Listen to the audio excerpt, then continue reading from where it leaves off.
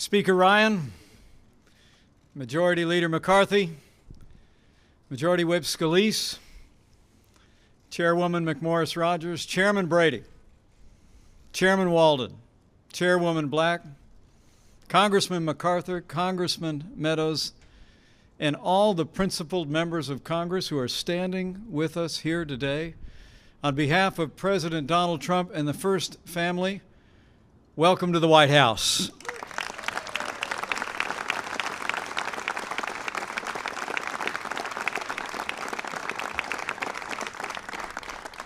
And thanks to the leadership of President Donald Trump, welcome to the beginning of the end of Obamacare.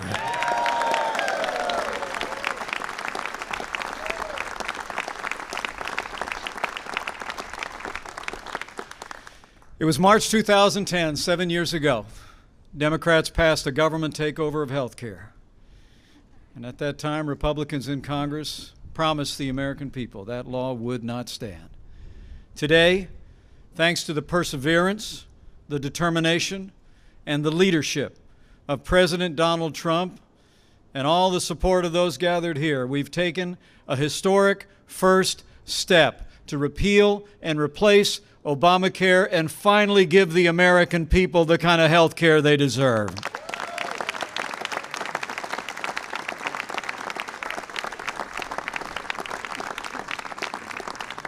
So today, with heartfelt gratitude for all he has done to keep his word to the American people, and for all he will do to continue to make America great again, it is my high honor and distinct privilege to introduce to you the President of the United States of America, President Donald Trump.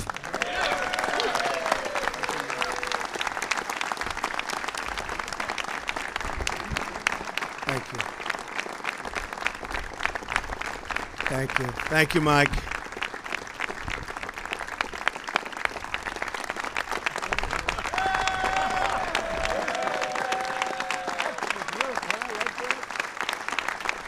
That's the group. Thank you. Thank you very much. This really is the group. What a great group of people. And they're not even doing it for the party. They're doing it for this country because we suffered with Obamacare. I went through 2 years of campaigning, and I'm telling you, no matter where I went, people were suffering so badly with the ravages of Obamacare. And I will say this, that as far as I'm concerned, your premiums, they're going to start to come down. We're going to get this passed through the Senate. I feel so confident. Your deductibles, when it comes to deductibles, they were so ridiculous that nobody got to use their current plan, this non-existent plan that I heard so many wonderful things about over the last 3 or 4 days after that. I mean, I don't think you're going to hear so much right now. The insurance companies are fleeing. It's been a catastrophe, and this is a great plan. I actually think it will get even better, and this is, make no mistake, this is a repeal and a replace of Obamacare. Make no mistake about it. Make no mistake. And I think most importantly, yes, premiums will be coming down. Yes, deductibles will be coming down. But very importantly, it's a great plan. And ultimately, that's what it's all about. We knew that wasn't going to work. I predicted it a long time ago. I said it's failing. And now it's obvious that it's failing. It's dead. It's essentially dead. If we don't pay lots of ransom money over to the insurance companies, it would die immediately. So what we have is something very, very incredibly well-crafted. Tell you what, there is a lot of talent standing behind me, an unbelievable amount of talent. That I can tell you. I mean it. And you know, coming from a different world and only being a politician for a short period of time, how am I doing? Am I doing okay? I'm president. Hey, I'm president. Can you believe it, right? I don't know. I thought you needed a little bit more time. They always told me more time, but we didn't. But we have an amazing group of people standing behind me. They worked so hard, and they worked so long. And what I said, let's do this. Let's go out, just short little shots for each one of us, and let's say how good this plan is. We don't have to talk about this unbelievable victory. Wasn't it unbelievable? So we don't have to say it again. But it's going to be an unbelievable victory, actually, when we get it through the Senate, and there's so much spirit there. But I said, let's go out. We have a little list of some of the people, and I think after that list goes, if they don't talk too long, our first list, we're going to let some of the other folks just come up and say whatever you want. But we want to brag about the plan, because this plan really, oh. Well, yeah, we may. But we're just going to talk a little bit about the plan, how good it is, some of the great features. I want to thank Paul Ryan. He has worked so hard. And I was joking. I said, Paul, for the last week I've been hearing Paul Ryan doesn't have it. It's not working with Paul Ryan. He's going to get rid of Paul Ryan. Then today I heard Paul Ryan's a genius. He's come along. The groups have all come together. We have the Tuesday group. We have so many groups. We have the Freedom Caucus. And they're all great people. But we have a lot of groups. But they all came together. Really, Paul, I'd say in the last 3-4 days, especially in the last day. I see Mark and I see Kevin. I see so many people, Jim. We just have developed a bond. This has really brought the Republican Party together. As much as we've come up with a really incredible health care plan, this has brought the Republican Party together. We're going to get this finished, and then we're going, as you know, we put our tax plan in. It's a massive tax cut, the biggest tax cut in the history of our country. I used to say the biggest since Ronald Reagan. Now it's bigger than that. Also, pure tax reform. So we're going to get that done next, and this really helps it. A lot of people said, how come you kept pushing health care, knowing how tough it is? Don't forget, Obamacare took 17 months. Hillary Clinton tried so hard, really valiantly, in all fairness, to get health care through. Didn't happen. We've really been doing this for 8 weeks, if you think about it. And this is a real plan. This is a great plan. And we had no support from the other party. So I just want to introduce somebody to say a few words who really has been, I think, treated very unfairly, but it no longer matters because we won, and we're going to finish it off, and we're going to go on to a lot of other things, and we are going to have a tremendous 4 years, and maybe even more importantly, we're going to have a tremendous 8 years, but we're going to start off with just a great first year. And Paul Ryan, come up and say a few words. Congratulations on a job well done. You get thick skin in this job. Thank you.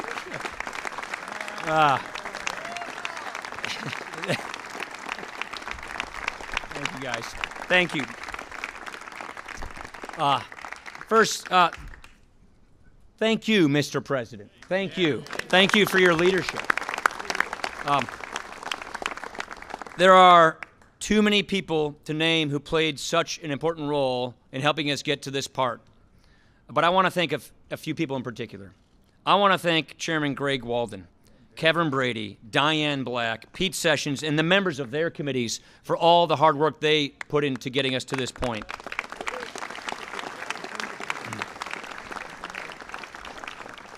I want to thank all the other members who contributed to making this the best bill possible. It really was a collaborative, consensus-driven effort.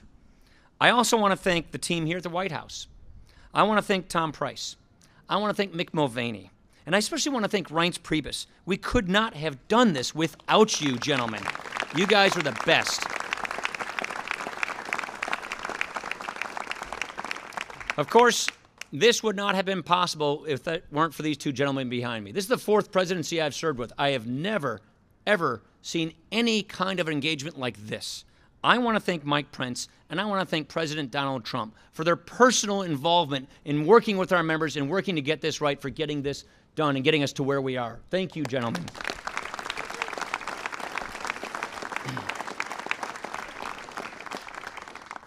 Today was a big day, but it is just one step in this process, an important step. We still have a lot of work to do to get this signed into law. And I know that our friends over in the Senate are eager to get to work. They are. We're going to see that work through. You know why we're going to see this work through? Because the issues are just too important. The stakes are just too high. The problems facing American families are real. And the problems facing American families as a result of Obamacare are just too dire and too urgent. Just this week, we learned of another state, Iowa, where the last remaining health care plan is pulling out of 94 of their 99 counties, leaving most of their citizens with no plans on the Obama market at all. What kind of protection is Obamacare if there are no plans to choose from? And this is a trend that we are seeing all across the country. The truth is, this law has failed and it is collapsing. Premiums are skyrocketing and choices are disappearing. And it is only getting worse, spiraling out of control. And that is why we have to repeal this law and put in place a real, vibrant marketplace with competition and lower premiums for families. That's what the American Health Care Act is all about. It makes health care more affordable.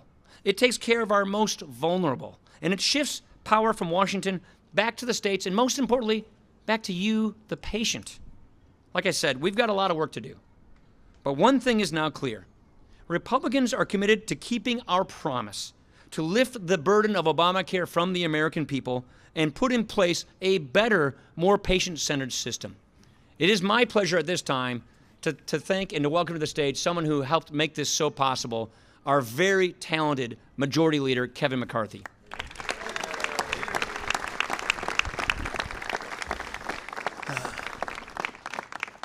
I remember the very first time I came down here to see the new president, President Trump. We talked about health care. You know what the president said? He said, let's not make this partisan. Don't do what you think is right for the Republican Party.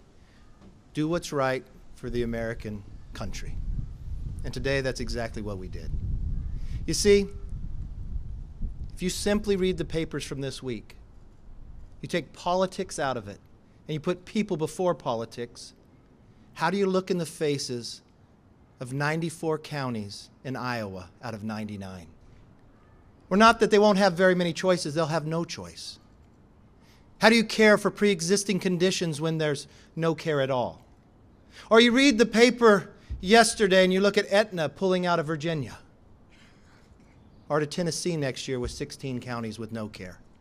Or what about those families that paid into those 23 co-ops that Obamacare created with more than $2 billion? 18 of them have collapsed. And the only answer that this American government gives them is a penalty. If you simply look at the facts, more people took the penalty or the exemption than actually signed up for Obamacare. I did not run to this office to promote a party. I ran for this office to make this country better. Yeah, and it would be easy to say no. It would be easy to watch it collapse. But I can't look at those families. I don't think that's right. And that's the exact message I got from this administration. So, Mr. President, I want to thank you. I want to thank you for your leadership. I want to thank the Vice President. You know, I've only been through a few presidents, but I've never seen someone so hands-on. Walk into my office yesterday morning, they say the president's calling again. I pick up the phone. I happen to be the majority leader, the former whip. I know my members well. The president gives me a list of who he thinks I would be best to talk to on the list. And he was right. And Mr. President, they all voted for the bill.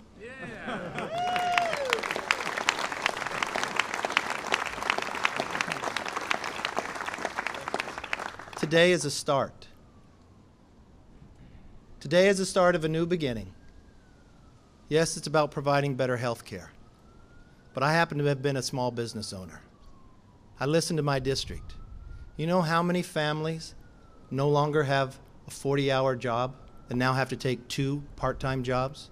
Or how many small businesses told me that they couldn't expand anymore because they were afraid of what Obamacare would do for them? We are going to unshackle, build an economy, let people have greater choice in their health care, and protect pre-existing conditions. and I thank you for that word. I want to call up. I was this job before being majority whip. I never had to go through a bill like this. And I will tell you, being the whip really isn't one person. The deputy whip should get a lot of credit as well. Patrick McHenry. But Whip Steve Scalise never gave up, answered every question, and the team between Scalise and McHenry I'd put beyond any team we've ever had. I give you the majority whip, Steve Scalise.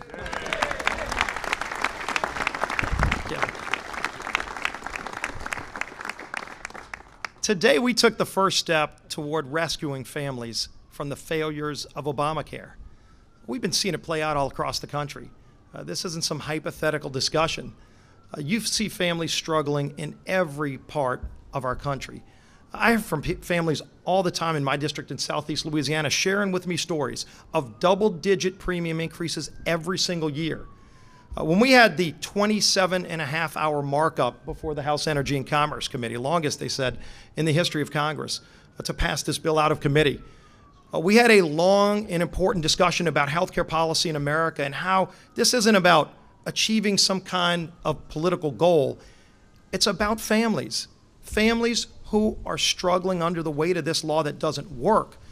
And so I reached out to my own constituents and I said, share with me some of the stories and how this law, Obamacare, is affecting you personally. And unfortunately, I got a lot of horror stories. You know, we've talked a lot about protecting people with pre-existing conditions in the context of this bill, and there are so many things, multiple layers in our bill that we passed today that not only protect people with pre-existing conditions, but actually focus real targeted money on lowering premiums for families with pre-existing conditions. And so during the committee hearing, might have been around 3 in the morning, I shared a story of one of those constituents, Chris from Slidell, who sent me a letter and talked about their family having pre-existing conditions. They have a family member with pre-existing conditions, and how because of the problems of Obamacare, they're paying double-digit increases. But this is the real story for families that have pre-existing conditions that are truly being hurt by Obamacare. One of the untold stories are the dramatic increases in deductibles. So there are a lot of families across the country that have over $10,000 deductibles. Now, for most people, that means they really can't even use the health care that they have in Obamacare. And so what Chris told me was, not only when we go to the doctor do we have to pay so much for our premium, but almost everything we do we're paying out of pocket because we've got such a large deductible. So basically, I'm paying a lot of money for a health care plan that doesn't work for me. Please provide relief for my family. We hear these stories over and over. And what's been so encouraging about this debate is that from the very beginning, every member of Congress that's been involved in trying to get this bill passed has been focused on 2 main things.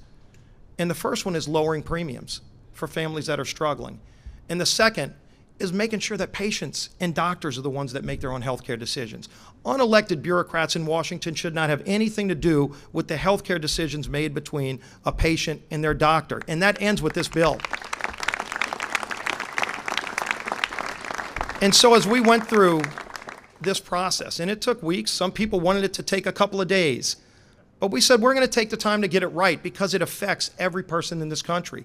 And every change that was made along the way made this bill better. Almost every change that was made along the way was focused on lowering premiums.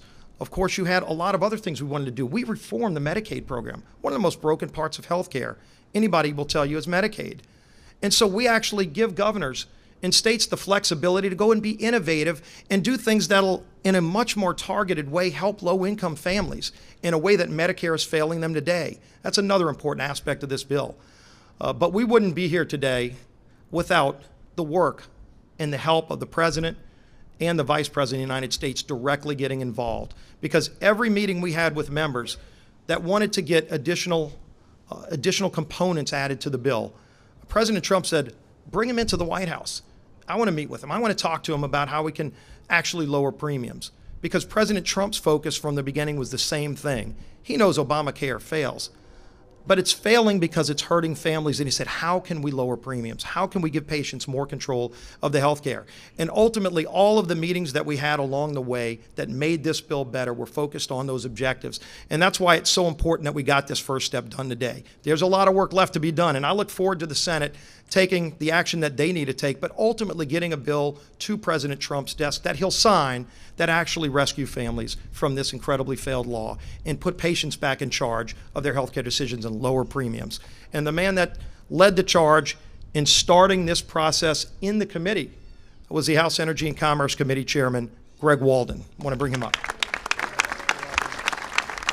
Thank you, Mr. Scalise. Ladies and gentlemen, Mr. President, Mr. Vice President, it has been a pleasure and an honor to work with you hand in hand to get this bill to this point.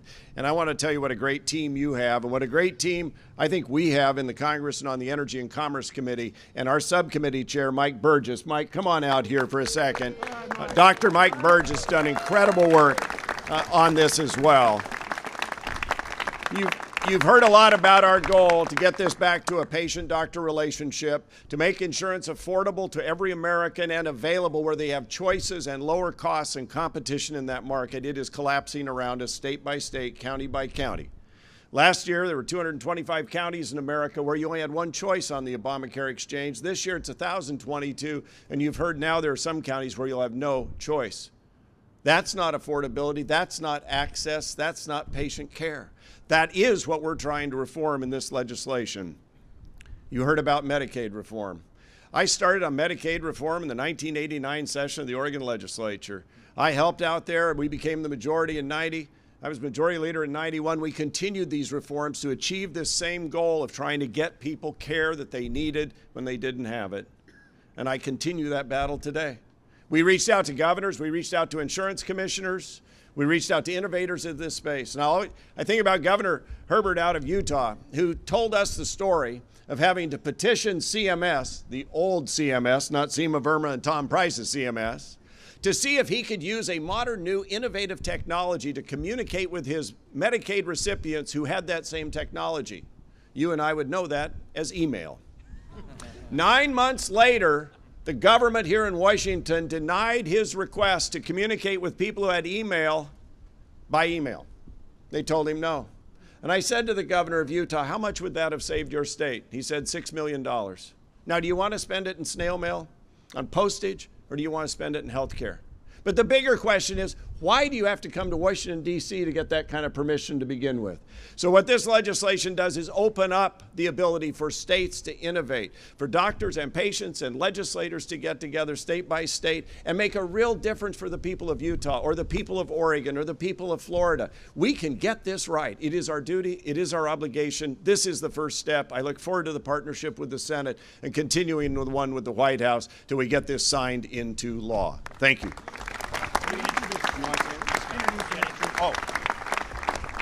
And now it's my great pleasure to introduce the chairwoman of the Budget Committee, the chair who put us on this task, a nurse, an incredibly capable legislator, Diane Black. Thank you.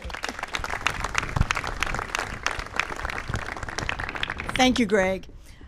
Some 45 years ago, I graduated from nursing school, and when I graduated, I took an oath of honor to devote myself to those committed to my care.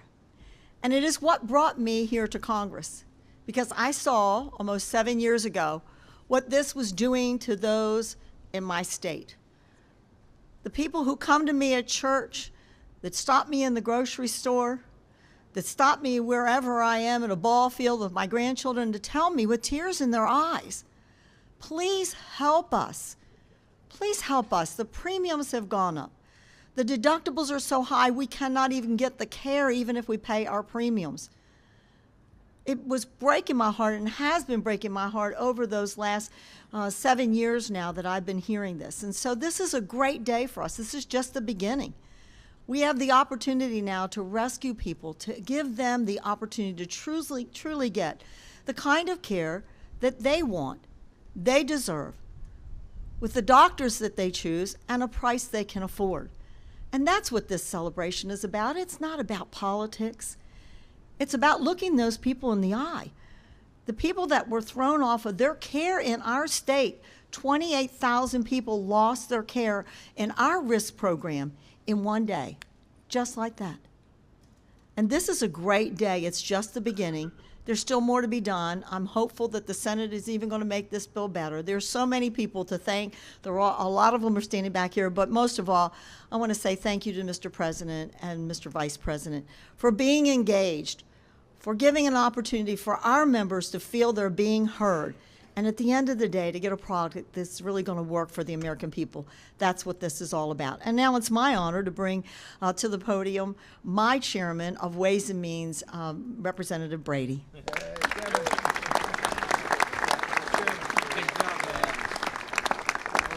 Thank you, Diane. Mr. President, Mr. Vice President, I'm proud on behalf of the Ways and Means Committee, on behalf of our House Republicans, again to say thank you for your leadership. You know, I know this is just a first step, but make no mistake, this is a giant step toward a day, toward the day when Americans aren't struggling under $1 trillion of tax hikes that hurt small businesses, that land on families, that drag our economy down, that hurt patients. Under this new law, it's gone. We take a giant step toward a day when Americans aren't forced to buy health care they don't want and can't afford. And small businesses are no longer forced to offer health care their workers can't afford either. And we take a giant step today to the moment when Americans can save in their health savings plans for those big out-of-pocket costs, and they get a personal tax credit that can go with them from job to job, state to state, home to raise a family or a business, even in retirement if they want. We take that big step so Americans can choose health care they need, not the health care Washington thinks they need. So this is a giant step forward, and I'll finish with this. We know you have some big, big plans on tax reform. Bold plans. At least we've heard they're great. And I think they are. And make no mistake, today we've taken a giant step toward delivering bold tax reform that leapfrogs America into the lead around the world and simplifies this code like it's never been done before. Mr. President, we intend to deliver on that promise too. God bless.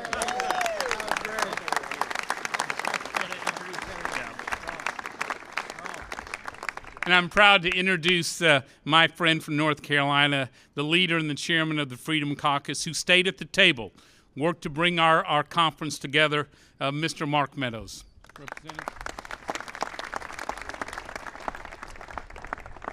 There are three numbers that matter today: 217, 1, and 318.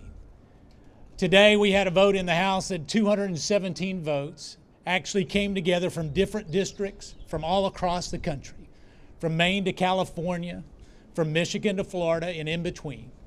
And all of those 217 members came from different districts that represented a different kind of people. And it's a good day because of the number one: a president who wouldn't give up, a president who got engaged, a president who said, you know, I don't care what the mainstream media is saying, we're going to get this done and we're going to make it better for the American people. And Mr. President and Mr. Vice President, for those late night calls, I'm glad that I'll get some rest. But I want to thank you on behalf of the most critical number, and that's the 318 million Americans who now, once again, will be able to get affordable health care, to allow those decisions to be made between them and their doctor. And once again, make sure that they don't have to go begging and figuring out how to pay for their health care premium instead of their mortgage. So, Mr. President, it's a great day for America. It's a great day for this administration, but it's a truly great day for the American people. God bless. And I have the honor of introducing someone that I didn't know real well before this all happened. And I use the term gentleman in the most appropriate way. The gentleman from New Jersey, my good friend, Tom MacArthur.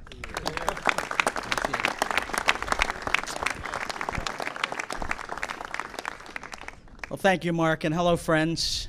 I have said from the beginning of this long process that this has to be about people, not about politics.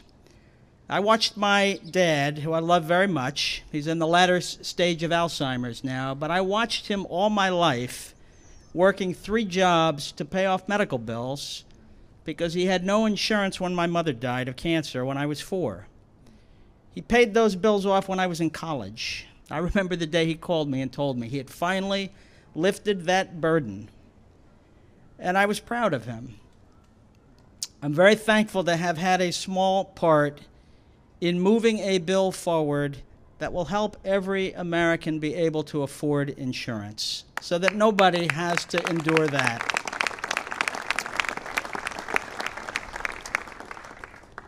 Eight years ago, we had a president who faced a really important question. How do we get more Americans insured? How do we help the most vulnerable among us? It's a really important question. And he and his party, for all their efforts, came up with the wrong answer. The answer was, let's have more government control. Let's have more government imposition. Let's trust Washington and not the states. And it's failed. Today we have a president who is facing the same question. How do we make sure that people with pre-existing conditions, the most vulnerable among us, are protected? How do we get premiums to come down for everyone else at the same time? How do we make sure that every American has a chance in this area? And I'm proud to stand with a president who has a different answer, a president who trusts the states and ultimately trusts the American people. So this is a big day. It's a first step, but it's an important step to make sure we keep our promise and we care for the American people, and I'm really proud to be part of that. And it's my, thank you.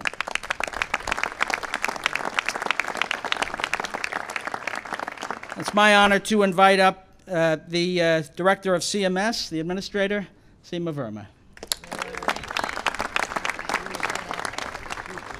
Well, thank you, and congratulations to the President, the Vice President, the Speaker, and all the Republican leadership and all the Republicans in the House. Thank you for what you did today. You know, I've spoken to a lot of moms across the country like me, and they are so concerned about the rising cost of health care, paying for expensive premiums and high deductibles, having an insurance card that they can't use because it's still unaffordable.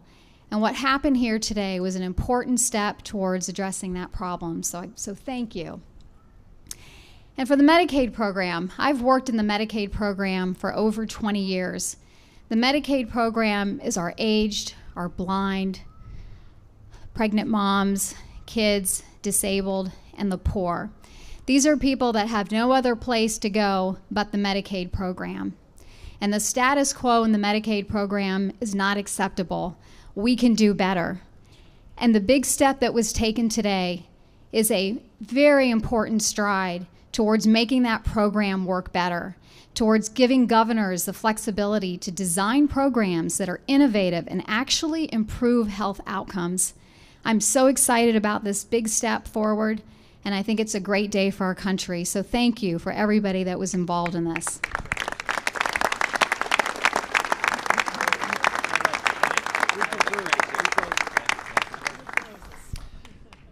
It is really a remarkable day, and it's a day of great victory, not for politics or Washington, D.C., but for the American people. Mr. President, you understand and appreciate the importance of teams and teamwork. This is a remarkable team that is assembled here that is trying to address one of the real conundrums and challenges that this nation has. And that is how to make certain that we are able to provide the kind of quality care for every single American. But great teams don't just come together, they need great leaders. And so I want to thank you from the bottom of my heart for the privilege of being on your team, and thank the Vice President and you for what you've done to date to make certain that this program moves forward. And we've gotten to this point right now because the men and women behind us have acted upon principle.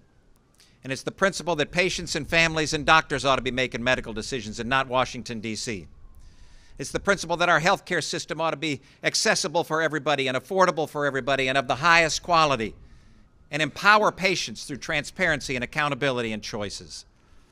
That's the kind of principle that these men and women act upon. And I know that's the kind of principle that the Senate will bring to the table as they move forward and deal with this piece of legislation. And I can't wait for the day, Mr. President, where we're able to come back to the White House and we're able to gather with you as you pick up that pen and sign that piece of paper that will move us in a direction that will provide for patient-centered health care for every single American. God bless you.